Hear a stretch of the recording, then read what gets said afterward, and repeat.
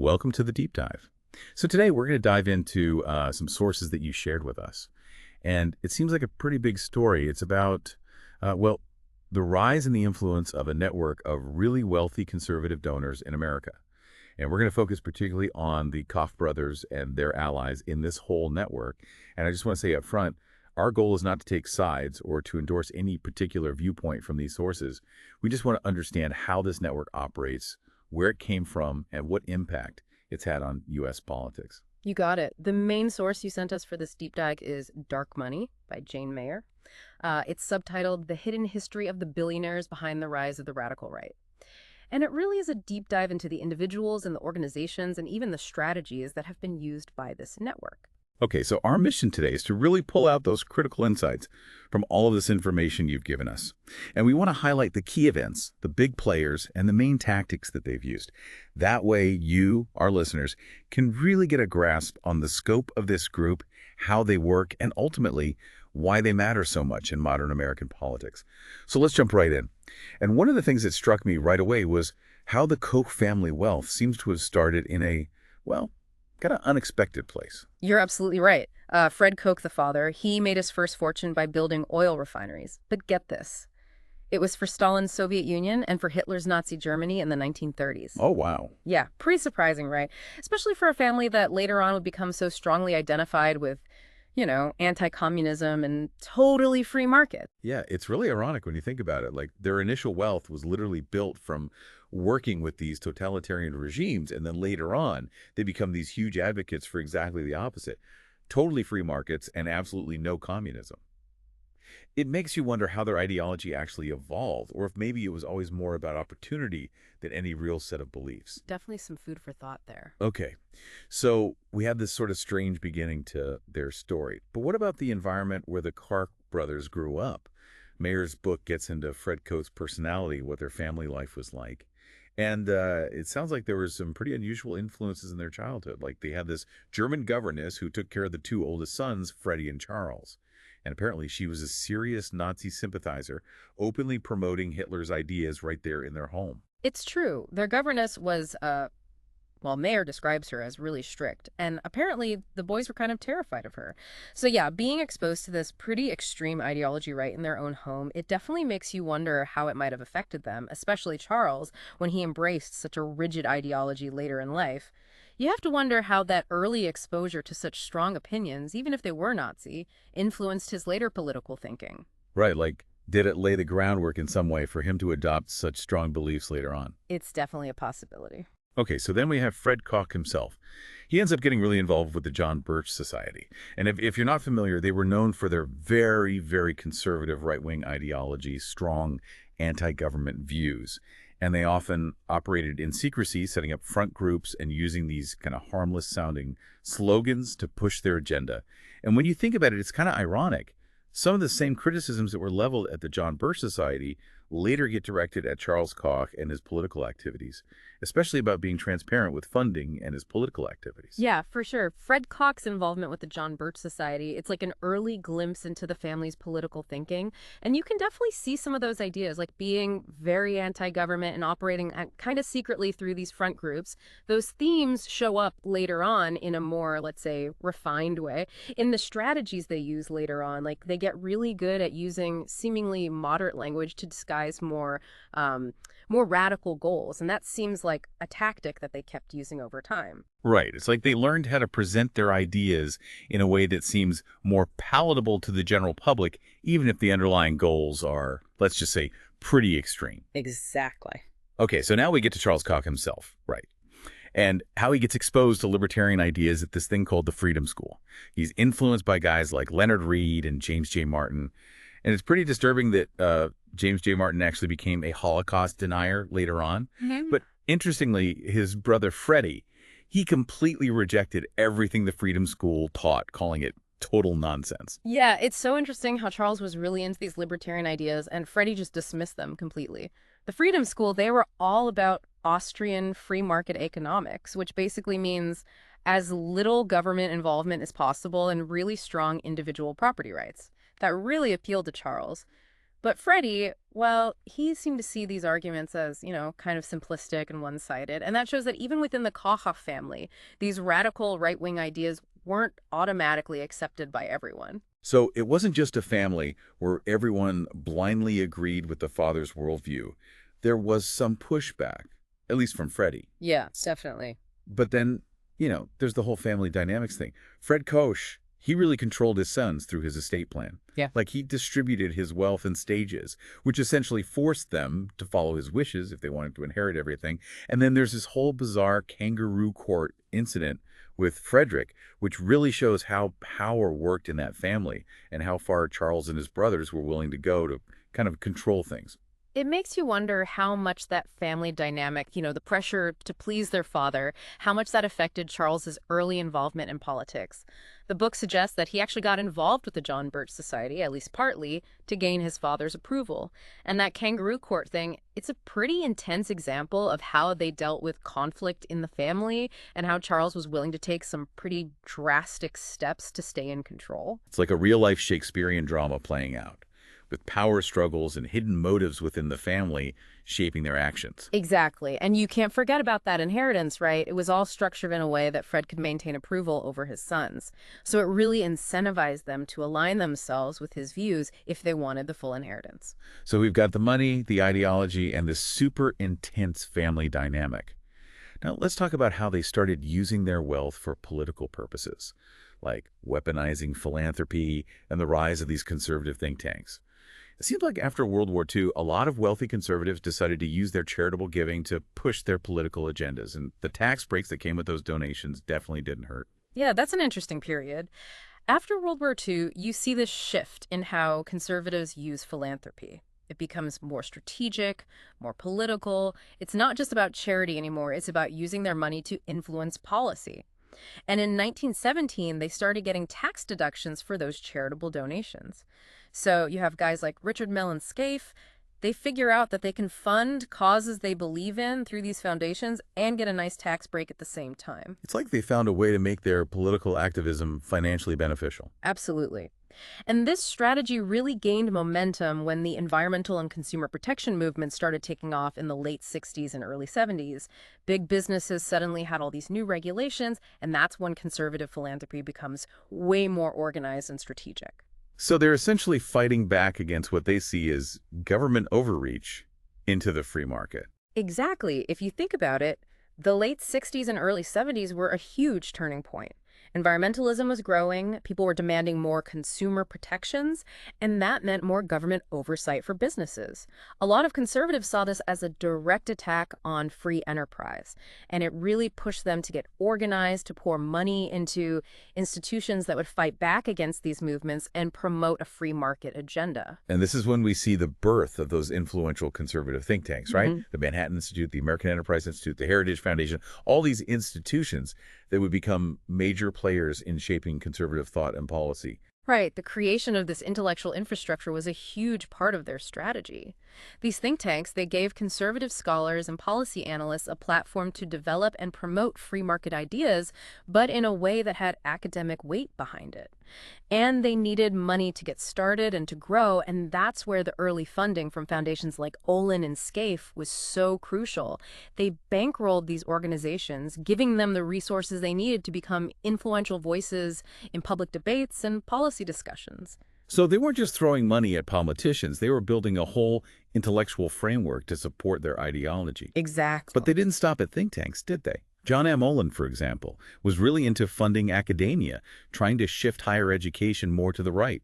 He had this beachhead theory, where he focused on creating little pockets of conservative thought within prestigious universities, emphasizing a more subtle influence rather than trying to control everything. Olin was playing the long game. He understood how important universities are in shaping future leaders and influencing public opinion. His beachhead theory was all about finding and supporting faculty who already agreed with his views instead of trying to force universities to hire conservatives. It was a way to slowly introduce these ideas into academia and let them grow organically. They also presented their programs more as academic disciplines, which helped them maintain legitimacy in universities rather than being seen as purely ideological. It's like planting seeds and letting them sprout over time. Exactly. And a great example of this long-term strategy is the Federalist Society. Early on, they got a lot of funding from Olin and other conservative foundations, and now they've grown from this small group of law students into this huge network of conservative lawyers, judges, and legal scholars. Their impact on the judicial system and legal thinking has been enormous. So it's like they invested early on and are now reaping the rewards of their long-term strategy.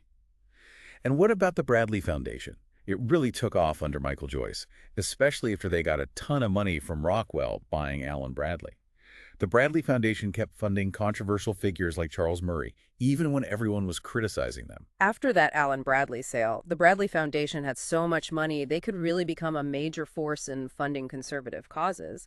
And Michael Joyce, he wasn't afraid of controversy. He was committed to supporting people like Charles Murray, even when there was a huge public backlash. It shows that their ideological goals were more important to them than maintaining a good public image. And it all goes even further back, right? Harry Bradley, one of the founders of Allen Bradley, was involved in right-wing activism early on. He supported the John Birch Society and anti-communist figures.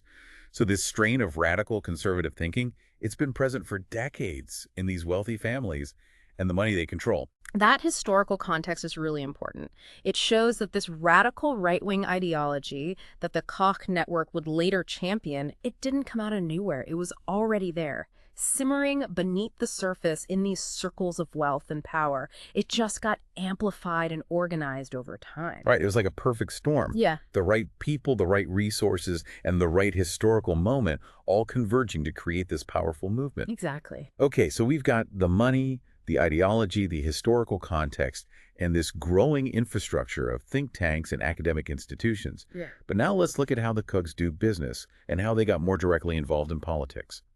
There's this thing called the Koch method, and it seems like their Pine Bend refinery was incredibly profitable, mainly because they could process cheaper Canadian crude oil, but this also caused some serious environmental problems. That connection between making money and the impact on the environment is a big part of their story. Sure, the Pine Bend refinery was super profitable because they used cheaper Canadian crude, often from tar sands, but that kind of oil is much more energy intensive to extract and refine, so it leaves a much bigger environmental footprint. And this tension between profit and environmental cost, it shows up again and again when you look at how Koch Industries operates. So it's like they're prioritizing profit over environmental sustainability. It seems that way in many cases, yes. And it wasn't just the type of oil they were refining. Koch Industries was also constantly facing legal problems and accusations of violating environmental and workplace safety regulations. The book talks about mercury spills and a whole controversy with formaldehyde involving Georgia-Pacific. David Koch was even involved with the National Cancer Institute, which raises some serious questions about conflicts of interest. Yeah, those accusations definitely raise some red flags about their priorities. Definitely. You have all these accusations of environmental and workplace safety violations, the formaldehyde controversy, and the ethical concerns about David Koch's involvement with the National Cancer Institute. It paints a picture of a company that, while they were incredibly successful financially, they were also under a lot of scrutiny for their business practices and how they affected people and the environment. So they were making a lot of money, but it came at a cost. Right. And then Richard Fink comes along, and he really changes how the Kochs approach politics, right? He's the one who shifts them towards this more organized and well-funded model, emphasizing the importance of those think tanks and building up that intellectual infrastructure we talked about. Richard Fink was like the architect of their political machine. He saw that to really make a difference, they needed to invest in the long game, building up the intellectual and organizational foundation for their libertarian ideas. So they moved away from just donating directly to politicians and started pouring money into think tanks, academic programs, and grassroots movements. It was about creating a whole ecosystem that would support their goals. Like a carefully constructed network designed to spread their influence in a more subtle and lasting way. Right. And that investment, it just kept growing in the decades leading up to Obama becoming president. All that money they were funneling into think tanks and political organizations, it was laying the groundwork for the huge impact they'd have later on. It's like they were quietly building up their forces for years, preparing for the right moment to make their move. Yeah, it's true. And even though the Koch brothers didn't really become household names until Obama was in office, the book makes it clear that they had been strategically building up the infrastructure of the conservative movement for a really long time. So when the time came, they were ready to go big. So they were patient and strategic. which ultimately made them even more effective when the time was right. Absolutely. Okay, so we've got all the pieces in place, the money, the ideology, the infrastructure, the strategic minds. Now we get to the Kochtopus and the rise of the Tea Party. The book talks about this group called Citizens for a Sound Economy, CSE, which was one of the first Koch-funded groups designed to push libertarian ideas while looking like a grassroots movement. It's that whole astroturfing thing where it looks like it's coming from everyday citizens, but it's actually orchestrated from behind the scenes. Yeah. Citizens for a Sound Economy was like a trial run for their later tactics. They created this group that seemed like it had widespread support for free market ideas, but it was really funded and directed by corporate interests. That whole astroturfing thing, it became a key part of their strategy going forward. It's interesting, though, the book doesn't say much about whether they debated the ethics of using these methods. It makes you wonder if those ethical considerations ever crossed their minds, or if they were so focused on their goals that they didn't even consider it. Right. Then Obama gets elected, and the Koch network kicks into overdrive, right? They're mobilizing people to oppose his policies, especially the stimulus package and the Affordable Care Act. People like Randy Kendrick and Sean Noble are organizing these huge donor summits, channeling all this money to try and influence what happens in Washington. Yeah, Obama's election was a real turning point for the Koch network.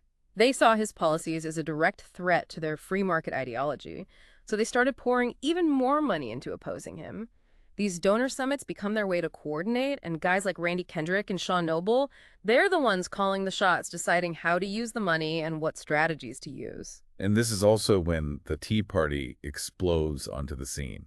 And the Koch network is right there supporting it, funding groups like Americans for Prosperity and Freedom Works, and using media figures like Glenn Beck and Mark Levin to get their message out there. There were even memos from Freedom Works laying out plans to disrupt town hall meetings during the whole healthcare debate. The Tea Party is an interesting case study. There were definitely some genuine grassroots elements to it, but the book shows that the Koch network was giving it a lot of financial and organizational support, helping them to get bigger and directing their activities.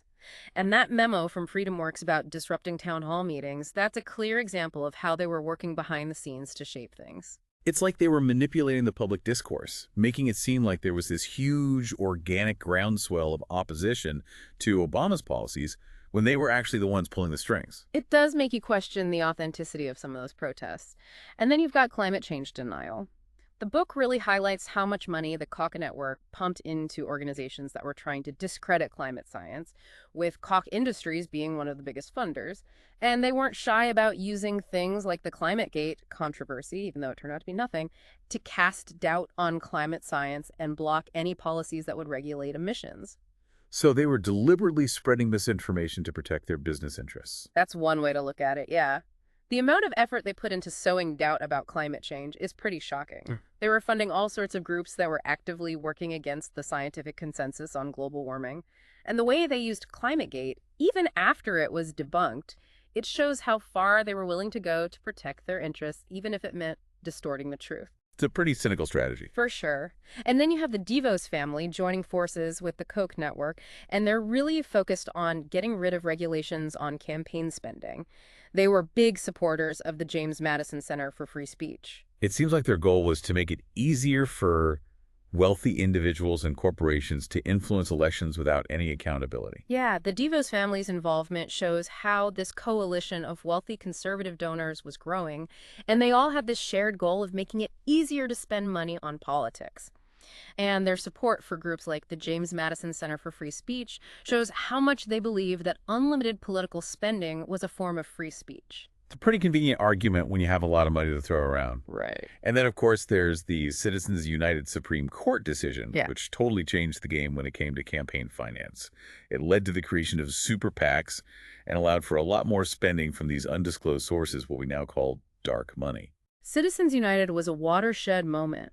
It basically took the lid off corporate and union spending in elections, and that opened the floodgates for super PACs and dark money.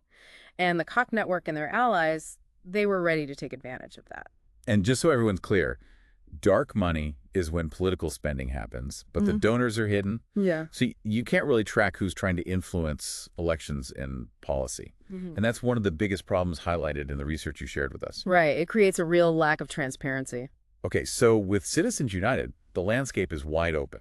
And the 2010 midterm elections were a huge win for the Koch network and their allies. A ton of money was spent, but no one knew where it came from. That helped Republicans take control of Congress. People like Sean Noble and groups like the Center to Protect Patient Rights and the TC4 Trust were key players in this. That's when we really saw how effective that dark money strategy could be. Tons of money was flowing into the 2010 elections from these groups that didn't have to disclose their donors, and a lot of it was connected to the Koch network. Groups like the Center to Protect Patient Rights and the TC4 Trust, they could spend millions of dollars without anyone knowing where it came from, so it was almost impossible to tell how much they influenced the results. It's like playing a game where only one side knows all the rules. Exactly. And then there's the Weaver Terrace Group. It was this informal group of Republican strategists, and they were getting funded by these wealthy donors. It sounds like they were the ones making the plans and deciding how to spend the money behind closed doors. The Weaver Terrace Group is a great example of how the Republicans and their wealthy donors, including those in the Koch network, were working together to coordinate their efforts. These weren't official meetings, but they allowed everyone to get on the same page and make sure the money was being used effectively to impact the 2010 elections. So even though it wasn't official, it was still a powerful network operating behind the scenes. Exactly. And then you start seeing hedge fund managers and private equity guys getting involved too. They were donating tons of money to Republicans and fighting against any regulations on the financial industry. Yeah, and when you look at how much money these people had, it's clear they had a huge financial stake in the outcome of these elections. And they were determined to protect their interests. Their opposition to things like the Dodd-Frank Act, the financial regulations that were put in place after the 2008 crisis, it shows that they really didn't want the government interfering with how they do business. And they were more than willing to put their money behind candidates who would protect their industry and their wealth. So they were using their money to influence policy that directly benefited them. It seems that way, yeah. And by the 2012 elections, the amount of money the Koch network was spending was just insane. It dwarfed what traditional campaigns were spending. It really raises the question of whether America is a democracy or if it's being controlled by a small group of super rich people. Yeah, the amount of money they were throwing around in 2012 was on a whole other level. They spent hundreds of millions of dollars, and often no one knew where it was coming from. So they had a much bigger influence than any political party or individual campaign. And when you have that kind of concentration of wealth in the hands of so few people, it really makes you question how much power they have and if it's undermining democracy. It's a pretty disturbing thought. It is. And think about Mitt Romney during that election. He suddenly seemed to change his stance on climate change. Some people think he was trying to appeal to the Koch network to get their support. It really shows you how much power they had to influence what Republican candidates were saying. It's like they were holding the purse strings, and if candidates wanted their money, they had to play by their rules. Right. So even though Romney didn't win the presidency, the Koch network didn't give up. They just shifted their focus to state-level politics. They had this whole strategy called Red Map, and they poured money into states like North Carolina, supporting groups connected to Art Pope and the State Policy Network. So they weren't just focused on national elections. They were playing a long game, trying to control things at the state level, too. Can you explain a little bit about Red Map and what made it so effective? Sure. Red Map, it stands for Redistricting Majority Project, and it was a Republican plan to get control of state legislatures in the 2010 midterms. And they were successful. It meant they could control how congressional and state legislative districts were drawn after the 2010 census, basically giving them the power to create districts that would favor Republican candidates for the next decade. The Koch network gave a ton of money to support Red Map, and that shows how they were thinking long-term, understanding that controlling state legislatures could give them a huge advantage for years to come. So they were playing chess while everyone else was playing checkers. And they were using this model legislation through ALS, the American Legislative Exchange Council, and coordinating with all these conservative think tanks at the state level. It's a pretty sophisticated way to control policy across multiple states. Right. They had this whole system in place. ALS was their platform for writing model legislation that pushed conservative ideas, and then the State Policy Network would coordinate with all these think tanks in different states to promote those policies. It was like a well-oiled machine that could pump out conservative legislation and get it passed in states all over the country. It's like a nationwide network of influence. Exactly. And the book suggests that all this influence they had, it actually weakened the Republican Party. Because they were so focused on this strict ideology, they were willing to fund primary challenges against any Republican who didn't toe the line. And that led to more infighting and less compromise within the party. So they were actually contributing to the polarization and gridlock that we see in politics today. That's one interpretation. The rise of these really ideologically driven factions, especially with all the money they were getting from outside groups, made it much harder to find common ground and get things done. It's like they were more interested in ideological purity than actually governing effectively. It's a fair point. And it's fascinating how the Koch network tried to soften their image, talking about well-being and caring about the poor, while still supporting policies that a lot of people say mostly benefit the rich. It's a definite shift in their messaging. Maybe they realized they were getting a bad reputation for only caring about the wealthy and powerful, so they tried to rebrand themselves as more compassionate. But a lot of critics argue that their actions don't match their words, that their core beliefs would still lead to more inequality. It's like putting lipstick on a pig. Maybe. And finally, you see them putting even more focus on academia as a way to influence the next generation of thinkers and leaders. It's like they're playing the really long game here. Yeah, they're investing in the future, trying to shape the intellectual landscape for decades to come. It's a pretty bold strategy. For sure. They're pouring money into university programs and research centers, hoping to create a new generation of scholars who will promote their free market ideology. Okay, so we've covered a lot of ground today. To recap, the Koch network is a huge, incredibly well-funded effort to push a very specific free market agenda in American politics. We've looked at their history, how they've used their money strategically, how they've influenced everything from the Tea Party to actual laws being passed, and how they're playing the long game, working at both the national and state levels. The amount of money they've spent and how vast their network is, it's unlike anything we've seen before in American politics. And a lot of it happens outside the normal channels of political parties. That's a great summary. And it leads us to a final question for all of you listening. Given everything we've talked about today, what are the long-term consequences of this? What does it mean for the balance of power in the U.S., and what does it mean for how we talk about politics? When you have all this dark money floating around and these seemingly independent groups being funded by a small group of wealthy people, how does that affect what information we're exposed to and how we participate in democracy? The stuff we've talked about today, it raises some fundamental questions about the role of money in our political system, and those are questions that we all need to be thinking about. So what's the takeaway? I think it's this. Pay attention to where the money is coming from. Think critically about the information you're being given, and don't be afraid to ask tough questions about who's really calling the shots in our democracy. Couldn't have said it better myself. That's it for today's deep dive. Thanks for joining us, and keep thinking critically out there.